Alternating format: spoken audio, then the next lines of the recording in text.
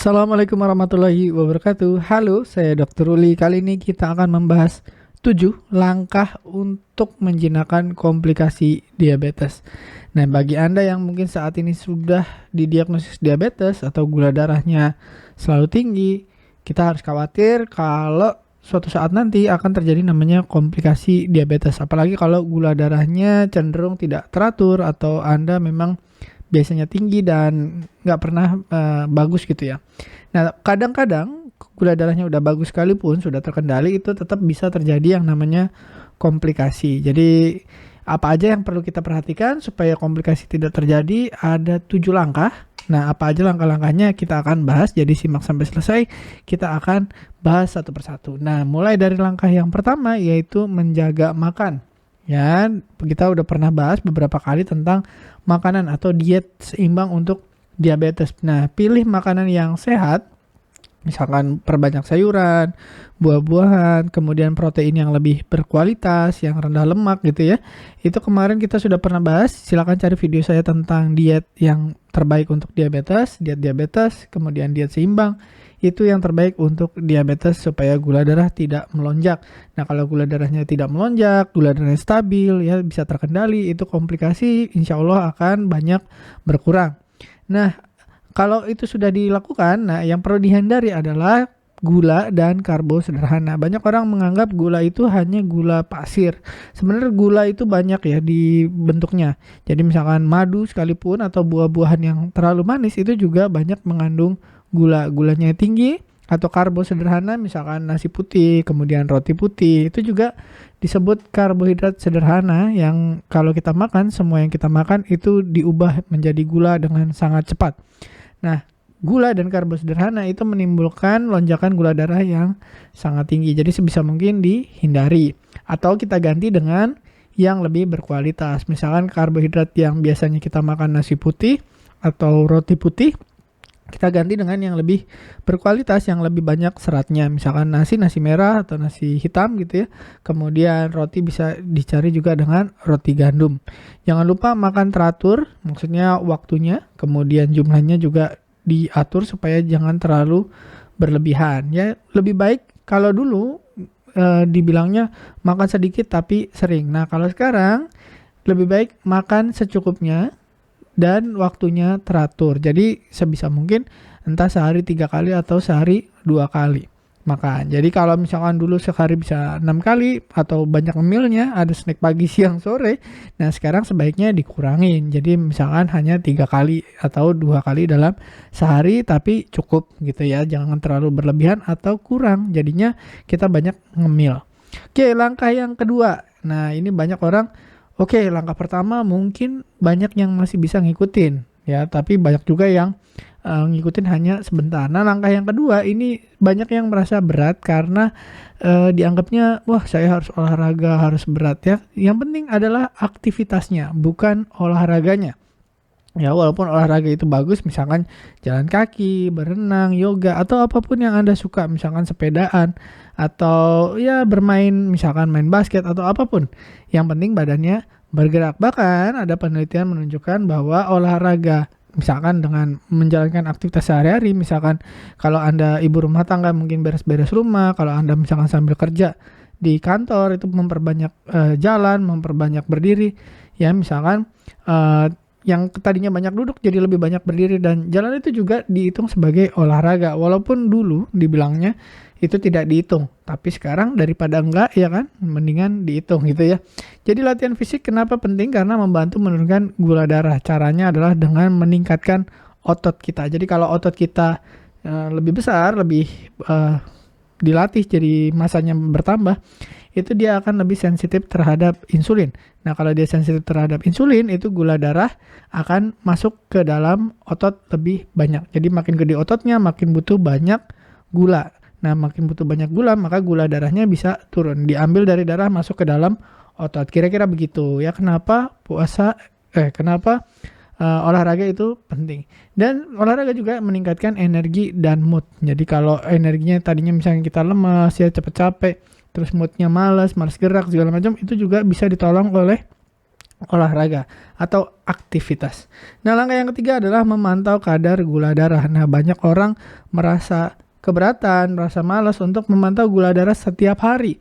Padahal dengan Anda memantau gula darah setiap hari, Anda bisa tahu misalkan, oh kemarin saya naik gula darahnya atau kemarin gula darah saya fluktuasinya tajam atau turun terlalu rendah karena apa? Anda bisa tahu misalkan kemarin habis makan sesuatu yang tadinya kita anggap itu biasa saja ternyata bisa naikin gula darah sangat tinggi. Jadi ada orang-orang yang sensitif terhadap makanan tertentu. Contoh misalkan singkong atau kentang atau ubi. Yang ada orang yang makan singkong atau ubi gula darahnya bisa naik sangat tinggi dan ada orang yang makan yang sama tapi gula darahnya tetap stabil. Jadi tidak sama untuk setiap orang, ada sensitivitas tertentu.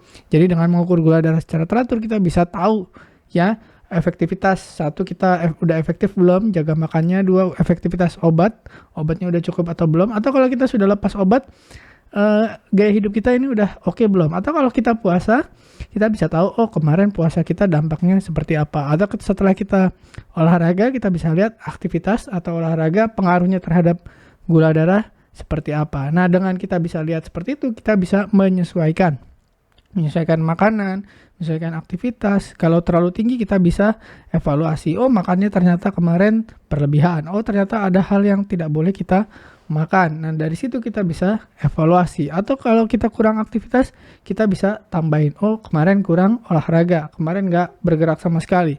Nah, setiap ada perubahan kita bisa konsultasikan. Jadi ada juga orang yang misalkan minum obat dalam jangka waktu panjang, ternyata obatnya dosisnya nggak berubah, tapi gula darahnya kok naik.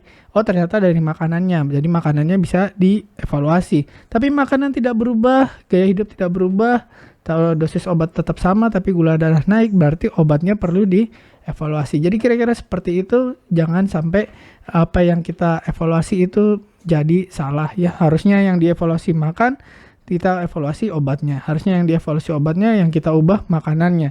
Nah, berikutnya langkah keempat ya, dengan 3 langkah di awal tadi aja sebenarnya kita udah cukup bisa mengendalikan gula darah dengan sangat baik.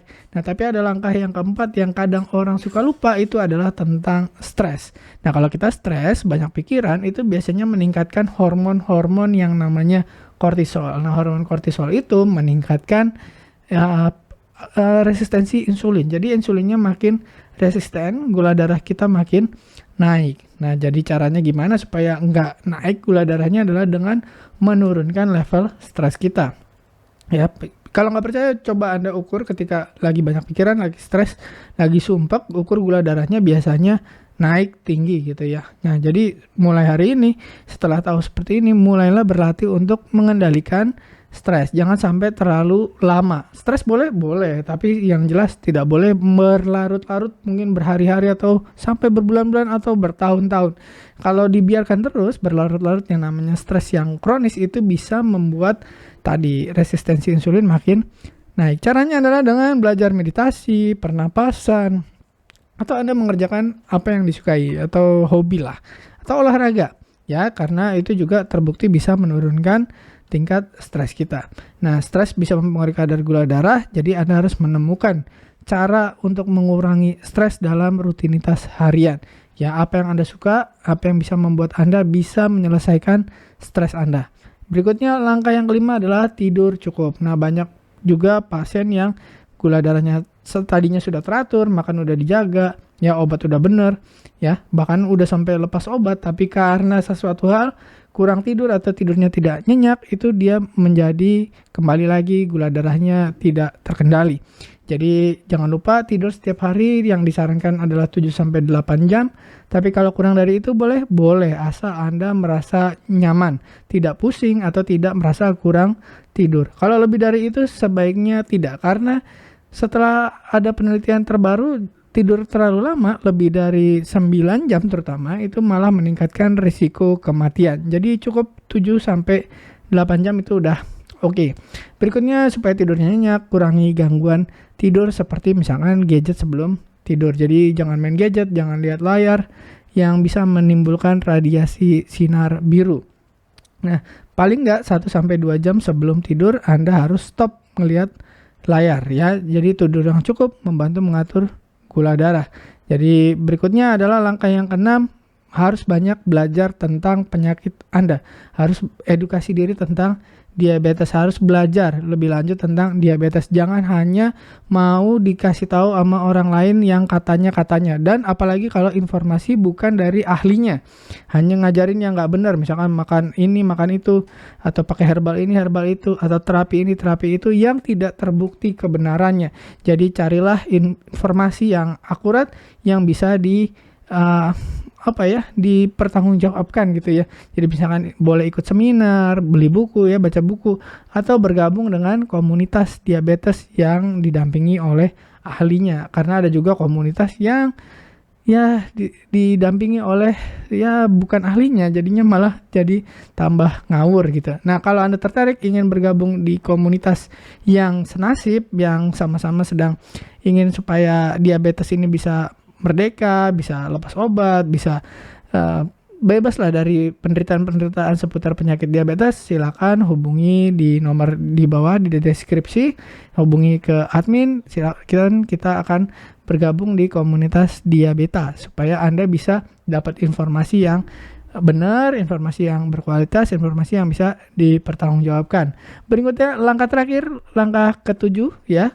Nah, karena Anda itu harus informasinya benar untuk manajemen yang lebih baik, tapi juga harus punya teman yang nyaman, teman yang enak, dukungan sosial yang baik.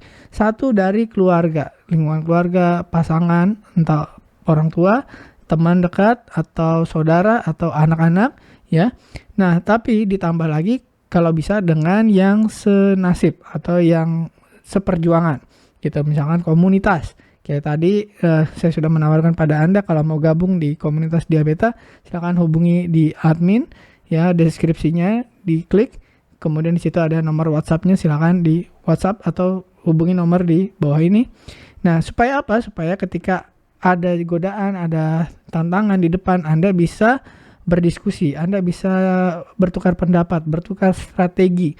Dan apalagi kalau Anda bertukar strategi dan pendapat dengan orang yang sudah pernah mengalami, sudah melalui, sudah pernah diabetes juga, dan sudah pernah lepas obat, ya, sudah mengalami yang namanya misalkan program intensif, puasa segala macam, akhirnya bisa remisi. Nah, itu lebih bagus lagi. Apalagi kalau Anda bisa diskusi langsung dengan ahlinya, dengan dokter yang biasa mendampingi orang-orang untuk melampaui apa yang disebut dengan komplikasi diabetes. Kenapa? Karena dukungan sosial penting untuk kesehatan fisik dan juga mental. Nah, ini banyak yang merasa kesepian, merasa ditinggal, merasa bingung, merasa nggak tahu harus ngapain ya dengan penyakitnya. Kok makin lama makin kalau didiemin kok jadi tambah terus komplikasinya. Nah, jangan sampai terlambat, cari teman, cari komunitas, cari informasi yang bagus. Salah satunya adalah dengan komunitas Diabeta. Nah, berikutnya yang tambahan adalah konsultasilah dengan ahli. Mungkin Anda saat ini sudah punya dokter yang menangani Anda, jangan lupa untuk selalu konsultasi. Jadi misalkan setahun diagendakan paling enggak 3 atau 4 kali ketemu gitu ya. Jadi supaya bisa merencanakan kebutuhan apa yang harus dilakukan untuk mencapai target, misalkan A1C-nya di bawah 6,5 gitu ya. Jangan lupa cek rutin lab ya, paling enggak 3 bulan sekali, dan yang setahun sekali paling enggak periksa lab yang besar dan periksa komplikasi, misalkan cek mata, cek gigi, THT, cek kaki. Itu komplikasi-komplikasi yang cukup sering. Jadi Anda harus sering-sering lihat ya.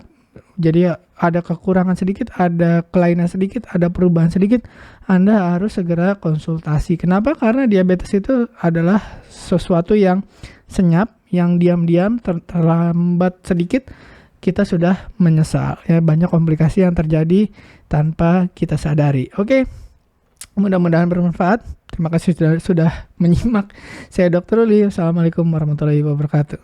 Terima kasih telah menonton hingga selesai. Jangan lupa tulis pendapat Anda di kolom komentar. Saya Dr. Uli dan saya sangat senang bisa belajar dan berbagi dengan Anda. Salam hidup sehat dan mulia.